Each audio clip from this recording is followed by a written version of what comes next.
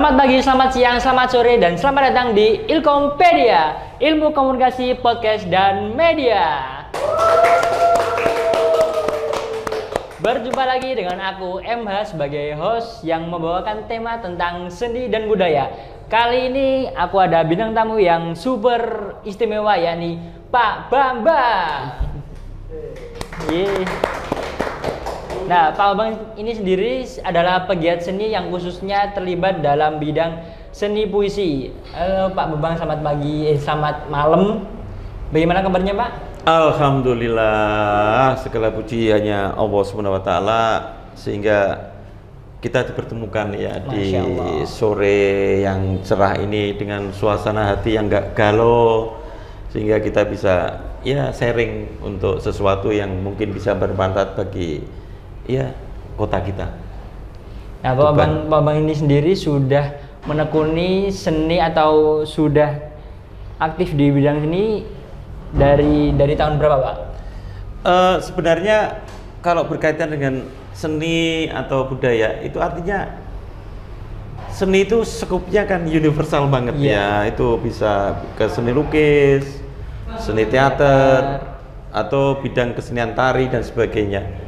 Jadi sebenarnya saya itu bukan terjun langsung masuk semacam sanggar atau komunitas. Saya cuma hanya membersamai, jadi artinya ikut seneng lah. Kalau Tuban sekarang ada kegiatan-kegiatan yang berkaitan dengan seni dan budaya, terutama tentang dunia literasi ya, itu kan lebih skupnya lebih luas. Kalau literasi itu bisa ke seni, ke teknologi, ke budaya, terutama untuk bidang sastra. Jadi ada semacam kegelisahan saya sebagai orang atau warga Tuban dengan adanya event-event tertentu yang mana agendanya itu terus dan bisa dijalankan 1 bulan sekali atau mungkin dalam 1 tahun itu beberapa kali, dan harus ada gedung untuk menyediakan itu, tentang teater, tentang musik dan sebagainya.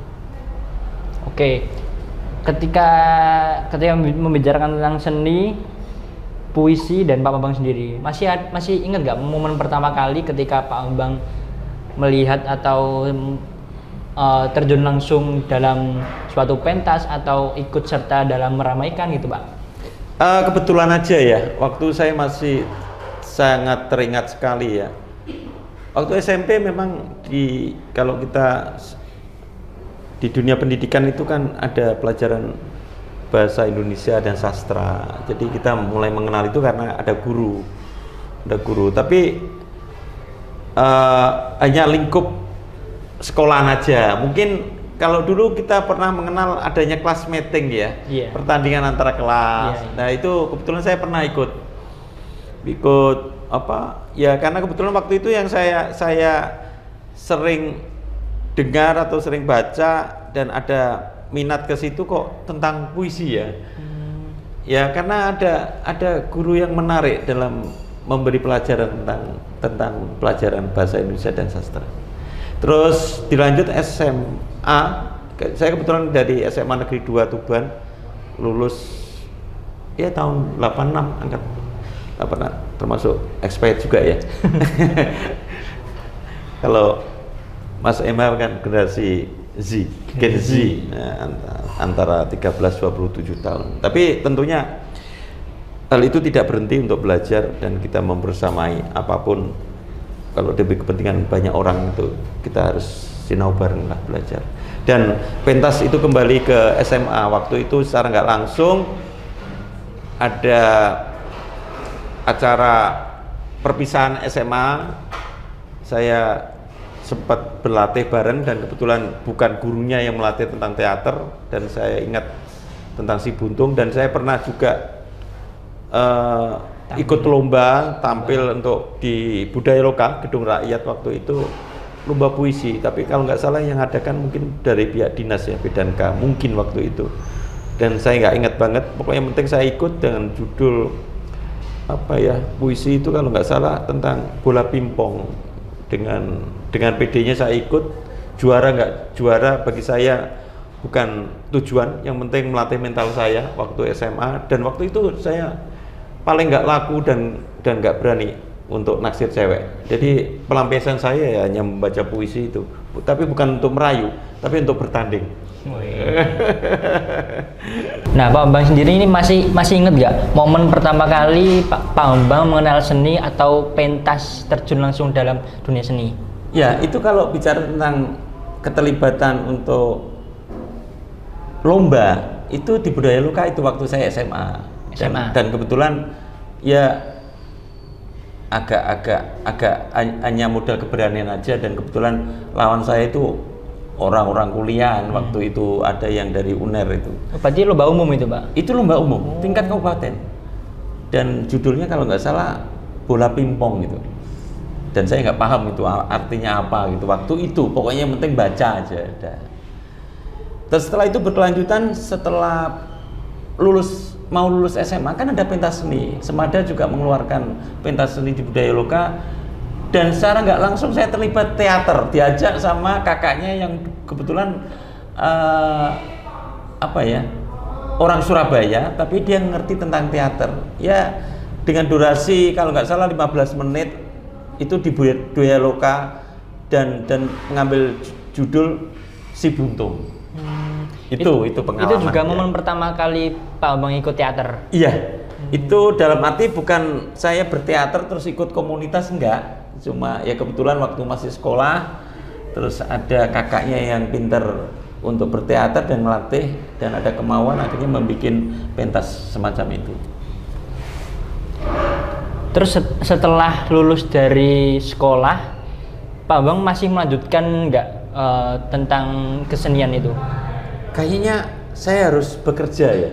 Saya lulus dari SMA Negeri 2, saya langsung ke Kalimantan, bekerja di Kalimantan. Iya, jadi sudah putus tentang hubungan itu, dan teman-teman saya waktu itu banyak yang karena dari daerah transmigrasi di Kalimantan Selatan ada namanya Plehari. Jadi nggak mengenal, ngertinya cuma keringat mencari batu pagi hari untuk sarapan. Itu memang Pak Bambang sendiri yang memang nggak terlalu minat di seni, atau sudah waktunya untuk lebih serius lagi dalam hidup? Kalau pakai bahasa yang sangat sederhana ya, belum ada kesadaran ke sana. Dalam arti komunitasnya ya juga belum ada, terus minat tentang dunia seni dan sastra itu juga belum ke sana. Jadi belum ada intensitas untuk mengarah ke dunia seni, terutama sastranya. Nah, ketika dalam masa transisi itu, apa yang membuat Pak Bambang kembali lagi untuk mendalami atau terjun atau aktif lagi di dunia seni? Itu kebetulan ini kan mungkin saya punya habit ya, kebiasaan, karena dulu saya pernah kuliah dan harus membiayai uang kuliah itu dengan jualan koran. Jadi supaya bisa mengetahui perkembangan tentang berita-berita itu, terutama dunia seni dan sastra itu, saya harus jualan koran dan harus membaca koran itu, sehingga uang yang saya gunakan untuk beli koran itu saya bisa gunakan untuk keperluan yang lain. Jadi dengan jualan koran itu ada nilai positifnya untuk saya bisa membaca berita-berita yang ada di koran. Lalu ketika Pak Bambang, ada nggak sih Pak momen-momen Pak Bambang pas kembali setelah merantau dari beberapa provinsi lalu menetap ke Tuban lagi, ada nggak momen yang Pak Bambang oh iya gitu? Kalau momentum itu setelah ini ya, dari beberapa perjalanan saya, baik itu di dunia kerja, itu baik di Kalimantan maupun di Jakarta maupun di Bandung. Itu terutama kalau di Bandung saya kebetulan ketemu teman-teman yang salah satunya ada dari Tuban, yang mereka kuliah di ITB, dan kebetulan dia ambil jurusan desain grafis, sehingga sehari-hari yang saya lihat ya tentang melukis itu, membuat desain yang bagus bagaimana, dan mereka baru semester 3 bisa cari duit. Jadi mereka berjuang lah kalau saya lihat pada tahun 90-an waktu di Bandung. Jadi kembali ke yang ada kesadaran untuk itu barusan aja setelah saya beberapa kali, beberapa tahun itu sudah di luar Tuban, itu kembali tahu-tahu Tuban sudah sedemikian pesat tentang perkembangan terutama dunia teater maupun dunia seni yang lain, termasuk grup-grup band atau grup-grup yang lain yang di bawah naungan. Sementara untuk melihat ya dari pihak pemerintah atau birokrasi mempunyai agenda tahunan itu. Setelah perjalanan waktu yang mungkin agak lama ya Pak ya, dari masih berada di Tuban kemudian merantau kemudian balik lagi ke Tuban, menurut Pak Bambang sendiri apa sih perubahan yang signifikan dari orang-orang dalam ranah budaya atau seni itu? Kalau jalur formal sebenarnya kan harapan kita semua ya. Di Tuban itu kalau keberadaan secara agenda atau kegiatan dan ada periodisasi dari struktural organisasi, itu tentunya Dewan Kesenian Tuban kan harus punya kantor ya. Kantor, terus agenda tahunan harus dibikin dan siapa yang terlibat, kan itu termasuk memadai semuanya. Bukan untuk kalangan para penggiat seni yang dalam artian untuk pameran lukisan atau mungkin pentas-pentas band, itu kan bisa memadai segmen yang lain untuk senda tari yang sifatnya tradisional maupun teater ya, karena bagaimanapun wadah-wadah itu bisa digunakan atau komunitas dalam bentuk untuk memadai bagaimana kita mengadakan event yang mungkin secara umum kita kalah dengan kabupaten yang lain. Terus kalau menurut Pak Bambang, seni lalu dikaitkan dengan kehidupan, itu gimana ya? Contohnya Pak Bambang ini, sejak kapan sih Pak Bambang memiliki style yang kayak gini, terus dikenal sebagai Pak Bambang yang mahir dalam puisi gitu? Ada nggak Pak kaitannya? Sebenarnya bagi saya puisi atau sastra ada sesuatu yang melembutkan. Kalau kita hanya bergelut dalam bidang bekerja atau sesuatu yang bersifat politik, itu kayaknya sesuatu yang sering berbenturan.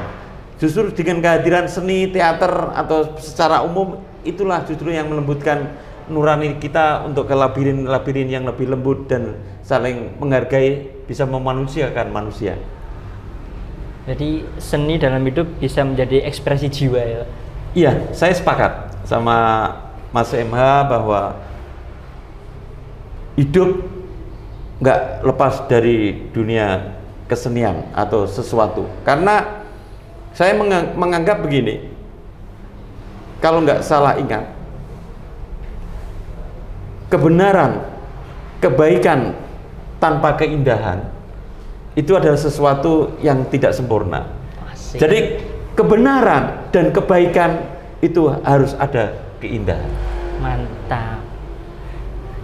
Lalu pertanyaan selanjutnya Pak, ketika dulu masih ada lenong, ludruk, toprak, wayang, dan itu menuju transisi pada zaman sekarang, itu masih gimana ya Pak? Masih relate nggak? Bahasanya ketika tontonan zaman dulu ditaruh ke zaman sekarang, mungkin nggak seni dahulu bisa dinikmati? Kalau ini pendapat pribadi saya ya, mungkin moga-moga umumnya seperti itu. Artinya bahwa kesenian atau produk kesenian lokal, terutama yang ada di Tuban atau kesenian-kesenian yang lain, itu tinggal kemasan. Artinya sekarang dunia wayang ya, atau wayang kulit, itu kan sekarang untuk ke goro-goronya, itu kan ada permainan lampu, ada bintang tamu, ada sesuatu isu yang mana antara Gareng dan Petro, antara Limbo, itu kan ada tema-tema yang lagi in. Jadi artinya gini, Dengan teknologi keberadaan yang sekarang yang mengalami dunia percepatan dengan adanya IT, internet, atau ya seperti yang Mas Emma dan bersama tim di Onerone dilakukan untuk membuat tugas, meskipun ini hanya mengawali untuk karena tugas, tapi lama-lama karena kecintaan, karena timnya yang solid kan bisa menjadi mata pencarian. Artinya ya minimal lah untuk menghidupi secara internal bahwa Mas Emma bersama tim itu mempunyai podcast yang sebenarnya masyarakat menunggu apa sih yang menjadi tema untuk podcast berikutnya. Jadi relate sekali bahwa sebenarnya peradaban itu kan berkembang karena berdasarkan pola dari masyarakat yang semakin maju. Nah, teknologi ini berperan sebagai alat untuk mengemas atau memberi sesuatu yang bisa menarik. Apalagi sekarang Gen Z yang sangat luar biasa, kalau saya menyebut generasi yang saat ini kan antara 13 tahun sampai 27 tahun. Apalagi sekarang kita mengenal lagi secara sosiologi bahwa ada gen alfa dan sebagainya. Saya sendiri secara detail belum tahu apa itu merupakan identifikasi atau hanya penggolongan atau klasifikasi. Nah, ketika seni dikenalkan dengan para anak muda, terus internet membungkusnya dengan ciamik atau dengan bagus, bagaimana seorang itu bisa menjadi apa ya Pak? Seniman juga. Ketika contoh Pak Bambang ini, ketika orang lain melihat Pak Bambang mungkin bisa melihat sosok Ainun Najib, karena aku sendiri melihat Pak Bambang itu stylenya mirip itu. Nah, ketika seperti itu muncul, mungkin nggak lahir Pak Bambang yang lain gitu. Munculnya kreator-kreator seniman baru di Tuban yang bisa apa intinya muncul ke permukaan.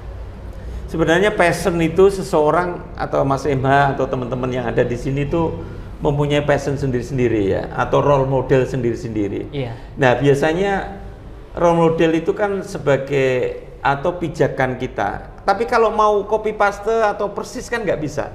Artinya kita dilahirkan mempunyai nama yang berbeda, mempunyai karakter yang berbeda, mempunyai bakat dan talenta yang berbeda. Di mana lingkungan itu yang harus kita cari secara positif, karena mindset atau pola pikir positif itu sekarang menjadi semacam perhatian dari pemerintah kaitannya dengan mental health, dengan sesuatu yang sifatnya mungkin dampak dari kemajuan teknologi. Kita bisa disebut katanya saat ini generasi Z dan sebagainya sebagai generasi hanya berbaring aja, paling malas. Iya, malas. Tentunya ini hanya efek aja, tapi banyak sesuatu yang positif yang bisa dibuat dengan lahirnya podcast yang ditunggu untuk penayangan berikutnya. Dan para ahli, para pakar, apalagi untuk generasi Z, ini merupakan wadah yang sangat bagus untuk lebih mengekspresikan dirinya dengan talentanya masing-masing. Nah, bicara tentang pemerintah yang dari Tuban mengenai kesenian ya Pak, kira-kira apa yang masih kurang dalam pelestariannya? Maksudnya dalam ranah pemerintah kurang memadai kah? Atau masih kurang dalam proses penyiarannya? Ya. Tak ada gading pun tak retak. Jadi kita di dunia ini nggak ada sesuatu yang sempurna. Tapi kalau kita berperspektif terhadap birokrasi, ini kayaknya budaya seni lokal kurang keangkat. Meskipun ada agenda-agenda tahunan yang mana sebenarnya bagi masyarakat, terutama saya itu melihat festival karnival itu kan sebenarnya kita lihat itu sudah brandnya orang Jember ya. Nah, tentunya harus diadakan untuk festival-festival yang mana bisa memadai untuk budaya lokal, terutama untuk generasi Gen Z untuk menggarap atau memberi sesuatu, dan itu merupakan suatu peluang. Dan tentunya kita harus sering membuat semacam muatan-muatan positif itu bisa dilakukan di podcast selanjutnya dengan adanya dialog-dialog. Yang penting bagi orang tua juga senang kalau kita bisa bergabung dengan generasi Z, dan mungkin generasi Z juga bisa akses kalau ada support terutama dari orang-orang tua. Jadi ada semacam take and give untuk membangun sesuatu yang lebih baik dan berperadaban, berkesenian atau berbudaya yang lebih baik. Kita optimis. Nah, kira-kira ada nggak Pak saran buat para pemangku jabatan atau pemerintah yang ada di Tuban itu biar membuka peluang yang lebih besar dalam ranah kesenian? Memang dengan adanya pemerintahan sekarang ya, itu ada beberapa tempat publik ya, baik itu di GOR maupun di Abi Praya, Abi Rama, maupun di Alun-Alun maupun di BUM. Itu ada beberapa agenda yang dilakukan oleh birokrasi. Tapi di mana komunitas-komunitas yang keberadaan sekarang yang sedang tumbuh dan berkembang itu belum maksimal. Dan saya merasa iri sebenarnya dengan kabupaten yang lain yang kemarin saya pernah diajak oleh Balai Bahasa Jawa Timur di Bojonegoro.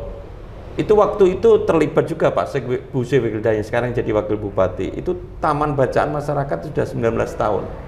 Kita keberadaan sekarang untuk literasi di Tuban aja hanya tahunya perpustakaan. Tapi untuk milad taman bacaan masyarakat nggak ada. Dan saya pernah ngomong sama pihak salah satu orang birokrasi, Mas awakmu nambahi penggawean wae. Nah itu yang sementara mungkin cara saya berkomunikasi salah atau mungkin waktunya kurang tepat, saya nggak tahu. Tapi yang jelas itu memberikan contoh bagi kita untuk selalu selalu bergerak dan berkembang.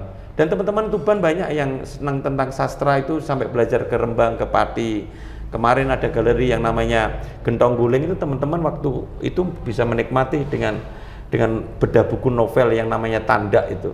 Itu Bang Osit yang mempunyai taman bacaan Banyumili yang ada di Singgan, di Kopi Rakyat. Apalagi kita sekarang punya doktor sastra, Pak Dr. Sariban. Kita punya teman juga di Balai Bahasa Jawa Timur. Mungkin kita bisa komunikasi lebih lanjut.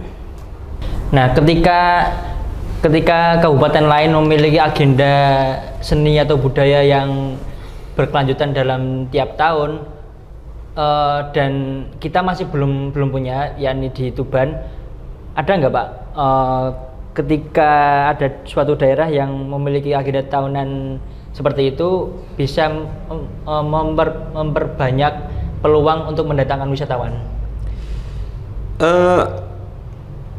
Memang segmen untuk yang bersifat industri, artinya dengan potensi sekarang kan di desa-desa itu banyak digali untuk muatan lokal, baik itu tentang kelebihan dari suatu desa seperti di Merak Urak itu kan sekarang potensi ada Jatiwangi, terus mungkin di Nglire. Itu Pak, kemarin aku pernah baca tak-takan itu. Iya. Yang mulai digenjot buat naik ke permukaan itu. Iya. Kebetulan saya pernah diajak sama terutama beliau Pak Joko di sana di Singgahan. Itu memang ada seni tatakan yang masih begitu original, dalam artian belum ada tambahan untuk dikreatifkan atau kontemporer. Itu saya dengar tambah justru ada isu mau dimiliki sama kabupaten yang lain. Jadi artinya apa? Hak paten itu sebenarnya kalau bersifat terutama budaya atau seni itu harus didaftarkan memang di pemerintah. Jadi kita sering mendengar mungkin untuk Legen aja sekarang menjadi hak patennya mungkin kabupaten yang lain ya untuk Legen. Nah sayang kan kalau nanti bidang seni dan budaya itu tentang peradaban itu dimiliki oleh kabupaten yang lain atau pihak provinsi yang lain. Berarti itu di Tuban sendiri menjadi sebuah ironi ketika ada budaya seni yang diambil oleh kabupaten lain. Ya, sebenarnya kita harus menjaga ya, bukan pemerintah. Kalau nggak ada masukan dari pihak masyarakat atau mereka yang kritis dalam memberi masukan atau mendorong pemerintah untuk membuat kebijakan tentang seni dan budaya lokal yang ada di Kabupaten Tuban, itu tentunya secara polis itu pemerintah harus ikut hadir. Kalau bahasa umumnya kan negara harus hadir. Jadi peran dari pemerintah ya tentunya harus mendorong kegiatan itu. Ketika kita sudah dari pribadi Pak Bambang sendiri, kemudian menuju ke beberapa hal seni yang dulu dan sekarang, lalu membahas tentang pemerintah. Nah, ketika kembali ke diri masing-masing, ada nggak Pak tips untuk mulai berkarya atau mulai nyeni dari diri sendiri? Iya.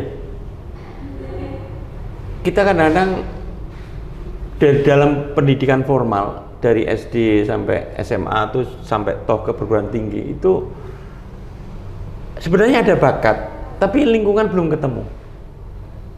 Ini cerita yang berkaitan terlepas dari ini ya, dari dunia seni dan budaya ya. Iya. Ya contoh konkret aja. KFC itu diakui kalau beliau itu waktu itu belum bertugas sebagai angkatan laut di Dinas Angkatan Laut, Kolonel Sanders itu. Justru diakui setelah umur beliau 66. Apalagi kalau kita berkesenian. Artinya apa? Bahwa seni dan budaya itu sendiri kan seiring dengan perkembangan pola pikir dari masyarakat. Kalau mereka pengen berubah dari sesuatu yang lama itu, kalau diapresiasi dan disajikan secara bagus, tentunya segmen itu juga diterima oleh masyarakat. Saya yakin bahwa luar biasa banyak budaya-budaya lokal yang terutama Tuban yang belum dikenalkan di permukaan, apalagi dengan adanya medsos, podcast dan sebagainya. Ini termasuk salah satu jalan untuk bahwa kita bangga dengan kota kita sendiri Tuban, dan tidak menutup kemungkinan kita juga belajar dari kabupaten-kabupaten yang lain di Bojonegoro, di Lamongan, Gresik maupun di Jawa Tengah, Pati, Kembang. Nah, ketika melihat potensi yang sebanyak itu, menurut Pak Bambang sendiri, anak-anak muda atau Gen Z itu aktif nggak Pak dalam upaya menyalurkan atau ikut serta dalam melestarikan seni itu sendiri? Terlepas dari ini ya, dari goal mereka, seperti teropong sejarah Tuban, ada Mas Angga, ya kan? Terus mungkin teman-teman lapak yang lain itu di Plumpang maupun di Merak, itu kan mereka tidak profit.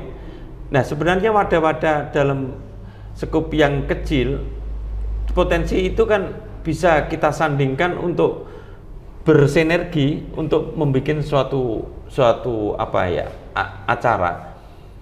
Contohnya seperti ini ya, contoh yang paling gampang kayak Jimat Janatul Ma'iyah Tuban itu kan sebenarnya mereka nggak punya sponsor ya, dan mengalir aja, itu sudah bisa bertahan 25 tahun. Kaos yang saya pakai ini 23 miladnya Jimat itu. Artinya saya sebagai orang yang seneng ngaji sinau bareng ya belilah. Siapa yang mau sponsori dan ada keuntungan sedikit ya untuk ngopi bareng, beli gorengan bareng, dan itu bertahan sampai sekarang. Dan ada tema-tema yang perlu dikaji tiap bulannya. Dan justru lingkaran-lingkaran kecil itu ada di Imset, di Palang, ada di Gubuk Sinau, di Sumberjo, ada di Majelis Harum Bawono itu di Bogorjo, Merak. Nah, itu salah satu contoh lah bentuk dari niat dasar kita untuk selalu belajar sinau bareng, tentunya akan menemukan formulanya masing-masing.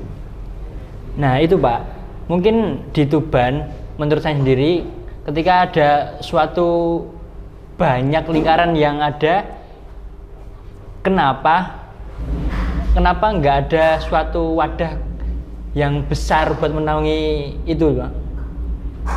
Nah, itu menyangkut polis dari pihak pemerintah, terutama Kabupaten Tuban ya. Sebenarnya dengan adanya Dewan Kesenian Tuban, itu hasil sharing dari teman-teman yang di luar Tuban. Dewan Kesenian Tuban itu kan hanya secara manajemen atau pengelolaan itu siapa aja sih yang mempunyai atau mempunyai kegiatan berkesenian itu atau kreativitas dalam bidang seni dan budaya itu siapa aja didaftar. Dan tentunya kalau kita bicara kalau toh itu memang ada uang Rp1.000 kan sesuatu yang sensitif ya. Tapi uang Rp1.000 itu kita berikan kepada mereka yang punya berkegiatan secara positif. Itu kan dari Rp1.000 mungkin seratusan perak dari 10 komunitas itu kan akhirnya mereka kan maunya dengan ada support semacam itu pancingan ya. Itu akan memperkuat dia akan berkaya kembali dengan modelnya sendiri.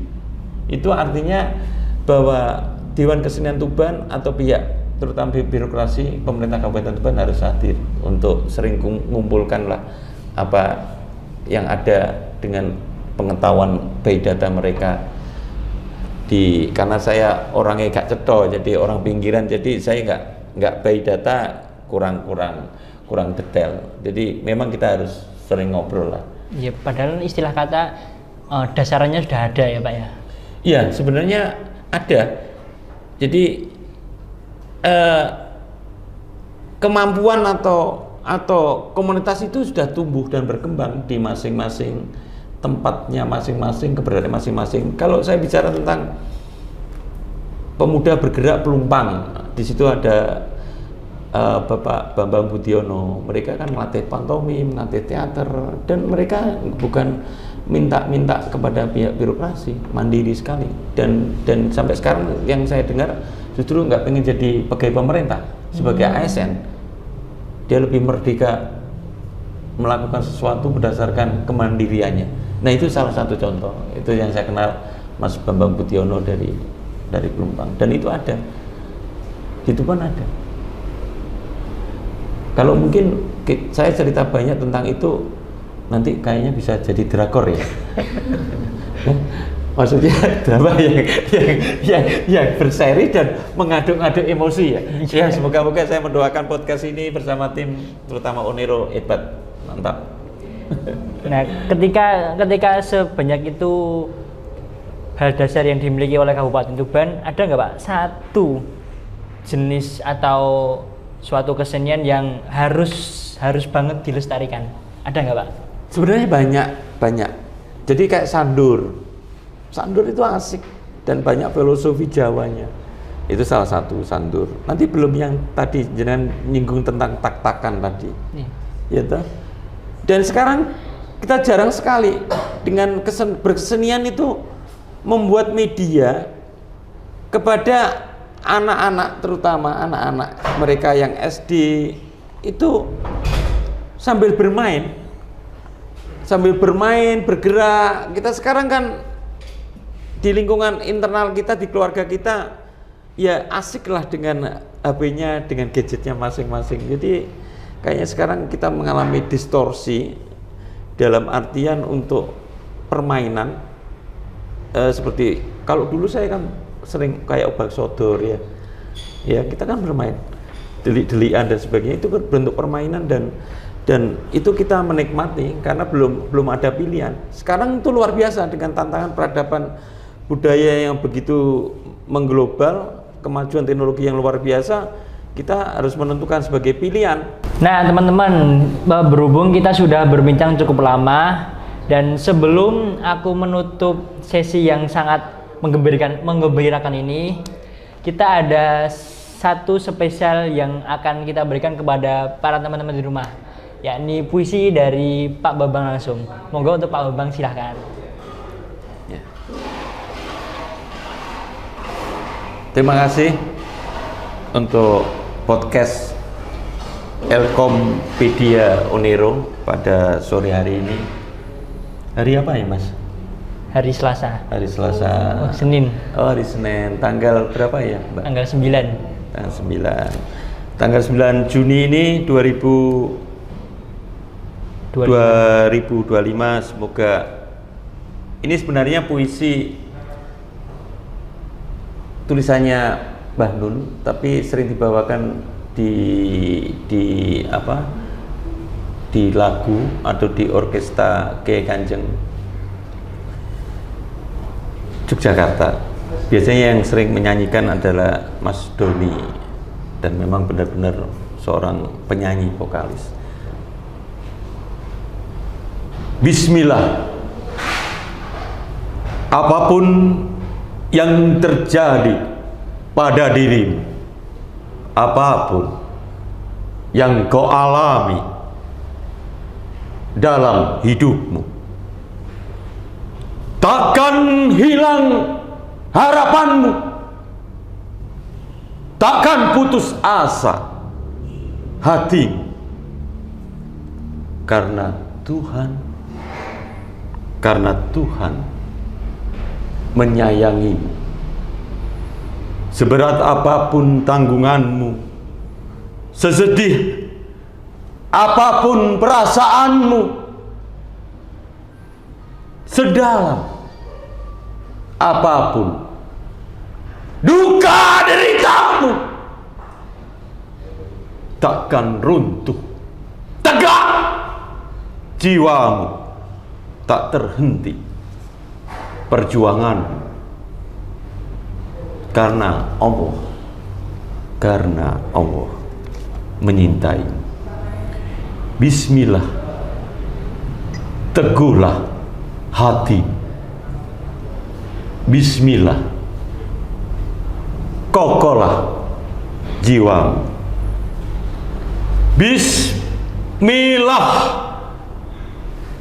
sejuklah hidupmu.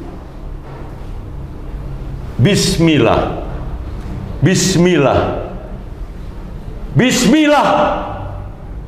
Podcast Elkom Pidia Unero Tuban. Waalaikumsalam warahmatullahi wabarakatuh. Luar biasa.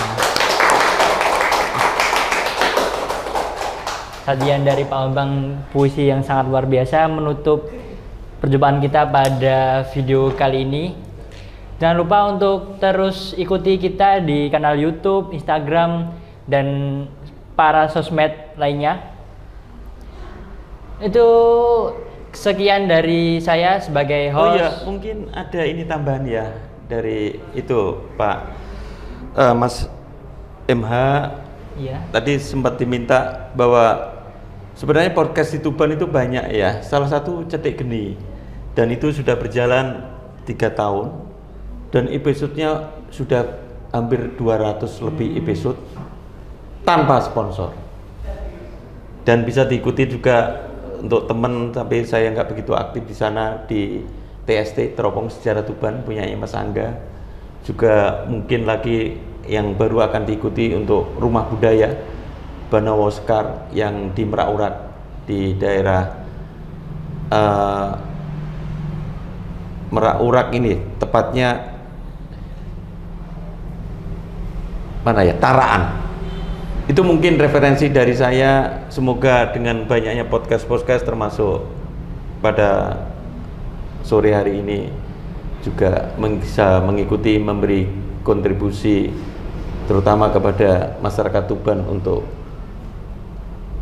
memberi pencerahan dan kesadaran untuk berperadaban. Terima kasih. Oke, mari kita tutup. Saya MH dan sampai jumpa di video berikutnya. Bye.